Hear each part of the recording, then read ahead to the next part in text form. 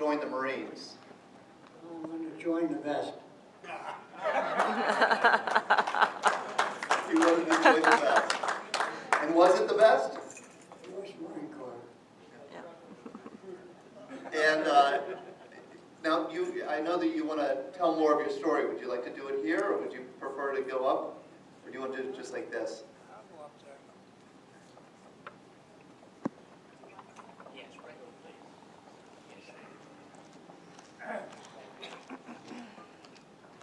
Don, the thing with this mic is you have to keep it really close to your mouth. You have to keep the mic really close to your mouth for anybody to hear it. This down here. No? Just be really close to the mic. Good like this. Yeah. I showed my prepared remarks to Tom as I came in. I said, there's no way you're going to be able to finish them in that time limit. So bear with me, an old man of 94 and a half, and I'll try and edit this as I go along, shorten it. I'm a transplanted Clevelander, by the way. My introduction to Pittsburgh occurred in the late 30s as a member of the John Carroll University hockey team. We came to Pittsburgh. We played Pitt, Carnegie Tech, and Duquesne at the old Duquesne Gardens on Craig Street in Oakland across from St. Paul's Cathedral. I was transferred to Pittsburgh in '53, and we made the difficult adjustment to Pittsburgh and grew very fond of it.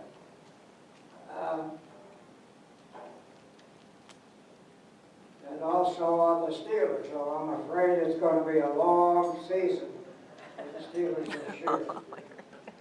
Incidentally, I was at, a lot of people say they were, I was at the game years ago, immaculate reception, Franco Harris.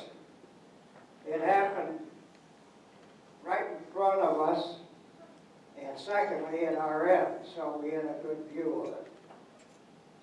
I enlisted in the U.S. Marine Corps in Cleveland in September of '42, and waited orders to report to Officers Training School. Can you hear me back there? Yep. I wrote to the Marine Corps in November to request my orders be expedited, and they followed shortly thereafter. So I began active duty in Quantico, Virginia in December of 1942. Most of us were commissioned second lieutenants. The midpoint of our 5-month vigorous, and I mean vigorous training at Quantico, that training was completed in May of '43. From there I went to San Diego and left San Francisco for the Pacific in July of '43. I remember passing under the Golden Gate Bridge. Some of you probably also did. Someone yelled out, "The Golden Gate 48." I thought, my gosh, that's 5 years. Well, most of us came back before that. Unfortunately, some never came back. After some time in Samoa, we went to Wallis Island, which is about 360 miles north of Samoa. Wallis Island is notorious for its many tropical diseases, including dengue fever, filariasis, and leprosy. Yes, you heard me right, leprosy. I remember the Sunday Mass, the chaplain on Wallis Island cautioned us Marines not to mess around with the natives because of leprosy. As he said, none of us know how long this war is going to last. It could be over, you could be back home, married, children, and all of a sudden you come down with leprosy. He added, which I did not know, the incubation period for leprosy is 7 years. Wallace Island was very hot and extremely humid. I came down with dengue fever shortly after arrival and spent a terrible week in the hospital with a fever, 103, 104, a splitting headache, and I mean splitting headache, and every single joint in my body ached. A dengue fever, filariasis, which I also had, and malaria, which I miraculously escaped, are all caused by mosquitoes.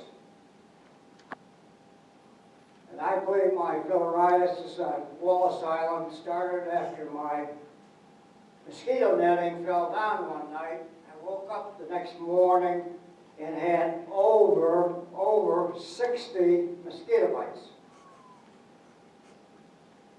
Many natives, referring to filariasis, which probably saved my life, many natives on Samoa had advanced stages of filariasis, and their legs were much bigger around the telephone poles. I know because I saw them.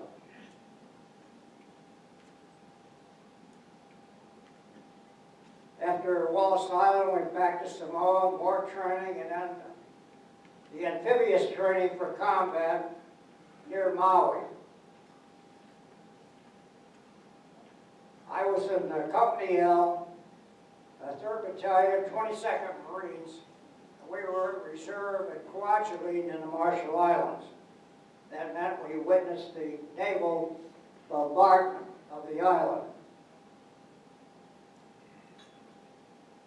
I, at 94, I still have very vivid memories of, although it was only 10 months, because it was curtailed, because of the evacuation, because of filariasis.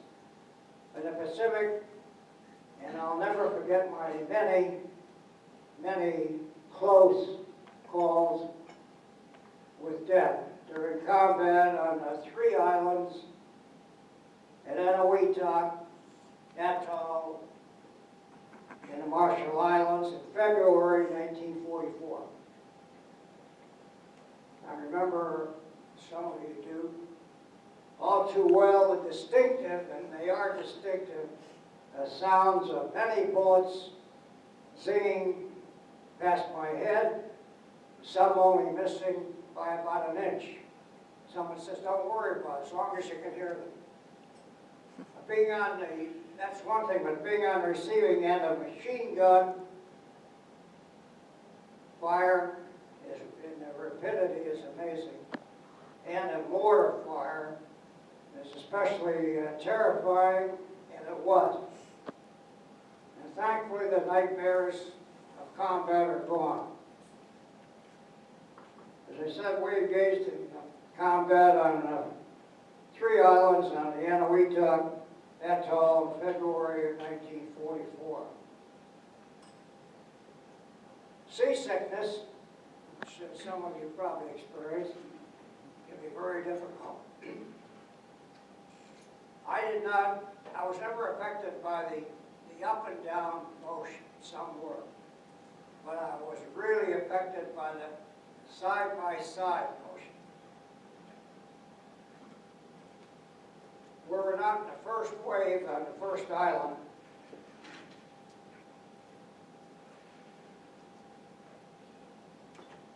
So, as we got into the small landing craft, we circled round and round and round for about 30 minutes. And I got sicker and sicker and weaker and weaker. I thought, boy, will we ever get the call to hit the beach? It got so bad that, you know, there's nothing more than the vomiting. You start then with the bile.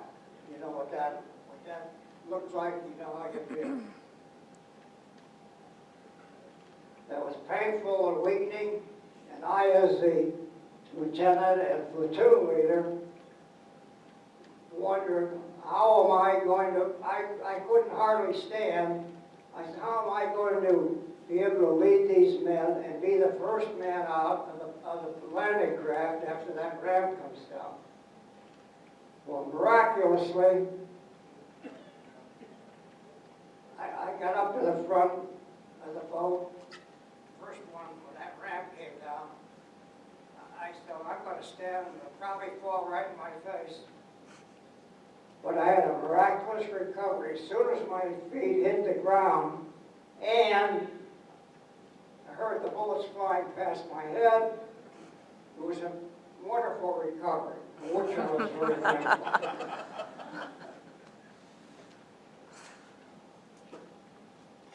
On that first island, I was talking to the Marine next to me when he suddenly stopped. I looked over and I reached over and I found out why. The bullet entered the left side of his head, just above the left ear. And on the other side are bone fragments.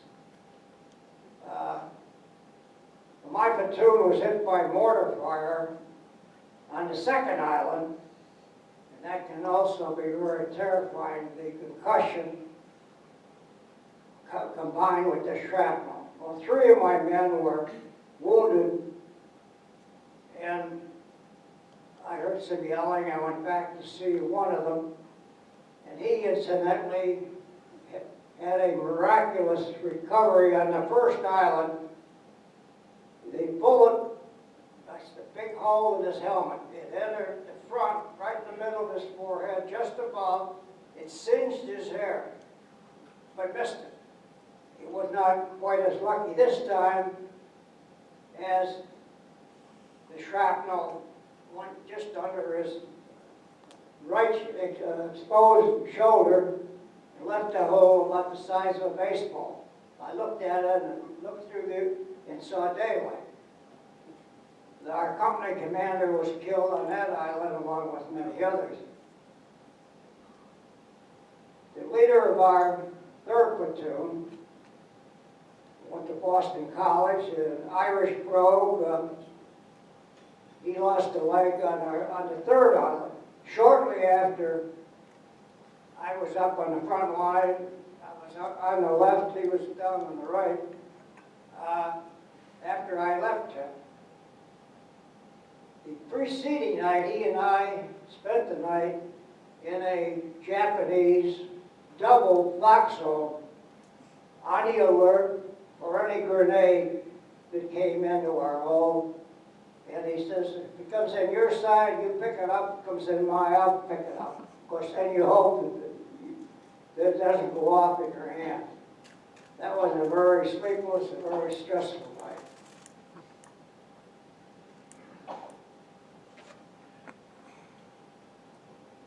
For we, the 22nd Marine Regiment, were awarded the Navy Unit Commendation for bravery for Anawita. Shortly after Anawita, we took a brief respite on Kwajalein. That was a frightening experience. The leader of our 1st platoon, who saw a lot of combat on Anawita, had a nightmare. He got up and he was running around, he grabbed his rifle, was pointing it, including pointing it at me. I thought, boy, what do I do now? I had to consider my options. I knew I couldn't yell at him or startle him. I couldn't attack him. He had the rifle. So I decided to call him softly by name, and that was a magical trick. He calmed down and put the rifle away, so my life was spared there.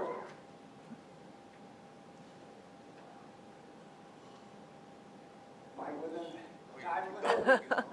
I'll try to speed it up. I hope I'm not boring you. Not at all. Not at all, Don. This is... But we thereafter went to Guadalcanal, and we trained at Guadalcanal for the assault and invasion of Guam. But shortly before the invasion, many of us with malaria which I miraculously escaped, or filariasis, which I had, were evacuated and sent back to San Francisco by ship. That was another long, stormy, and lengthy trip of many weeks.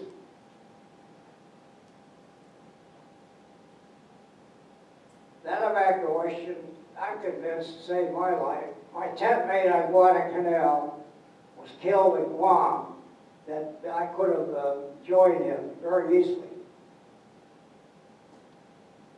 The horrific, bloody, and lengthy battles, plural, on Okinawa would have been next.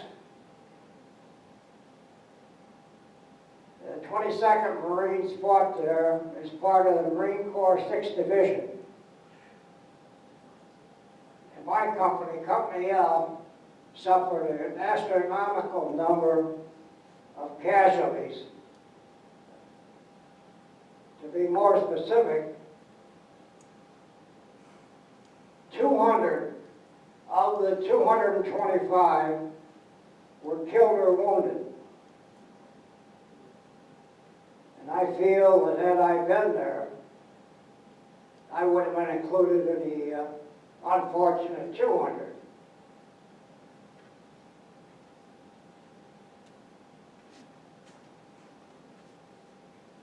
Guadalcanal had malaria. I'm very thankful because I've seen many Marines with an attack of it, see them literally burning up.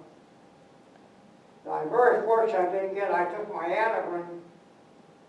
That could sound familiar to some of you. Every day I made sure I didn't miss it. It's a combination of that, and I suppose that more importantly, I was only there for 6 weeks prior to the evacuation.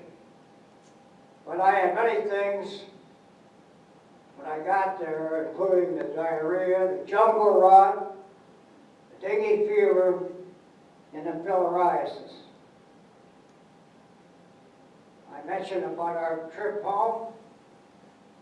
I thought sure we were going to drown. It was a small Liberty ship. We hit this violent storm, the gigantic waves broke over the deck, and we bounced around like a cork.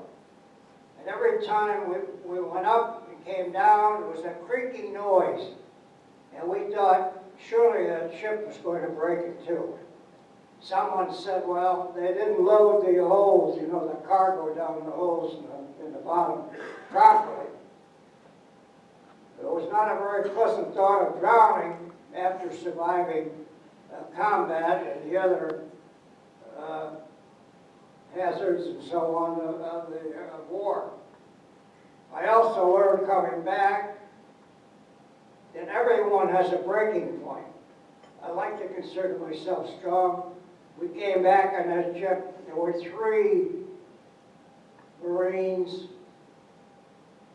in padded compartments.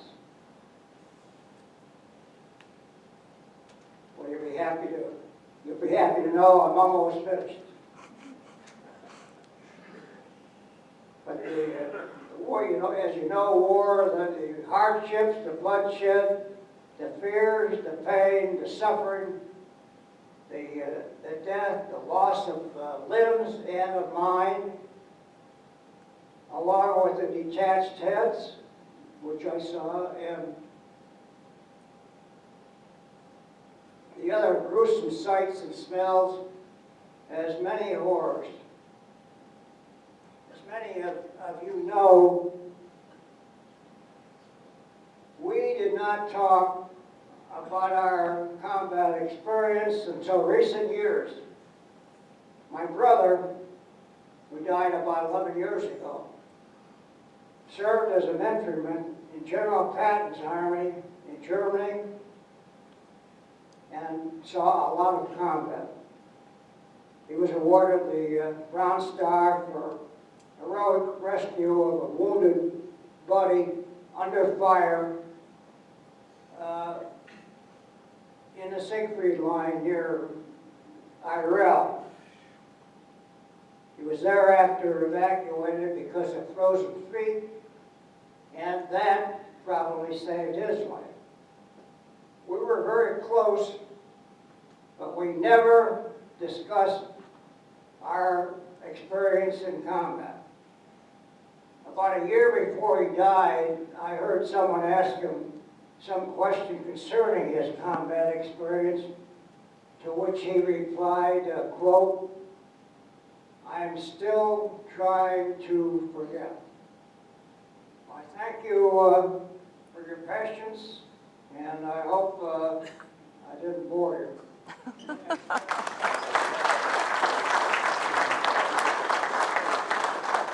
Thank you, Don. You're not done yet, I'm afraid. I remember you telling me a story about, I think, your closest call, a Japanese sniper at a tree. You want to tell that one?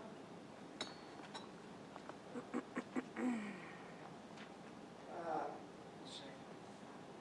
Yeah, that was the second item we hit. Of course, I, as a platoon leader, was out front. And I heard this bullet go by, saw it hit the ground, and I turned and looked, and I looked at this tree, well, with a lot of foliage up. And I shot several times, and then some of my other men came on. They started shooting. I'm pretty sure that I got him. Of course, you never know for sure. He said, "Well, why didn't he fall if he's dead?" Because they were tied up into the trees. I guess that's the incident Todd was referring to. And I also, I have some photos of you. Don, is this you? That's me and my wife. You and your wife. And when was this taken? I was home on leave, and no, that was the summer of 1944. That was in Shaker Heights. Wonderful photo. And where was this, and who are these people? That was in Wallace Island. I'm standing on the extreme right. In the middle was the first platoon leader that I was afraid was going to kill me. On the left is John Rourke, leader of the 3rd Platoon from Boston, who lost his leg. Down here is our executive officer from Indiana. In the center is Charles Massey from South Carolina, who was killed, our company commander. And on the extreme, seated on the extreme right is Sam Todd from Oklahoma. And I had some pictures of Eniwetok.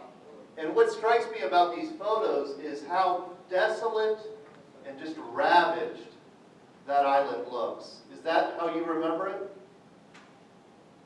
I don't remember it as being that ravaged, but yes, the naval gunfire took its toll on many, but don't get the wrong impression, because there were many, many Japs underground, very camouflaged, and very elaborate tunnels.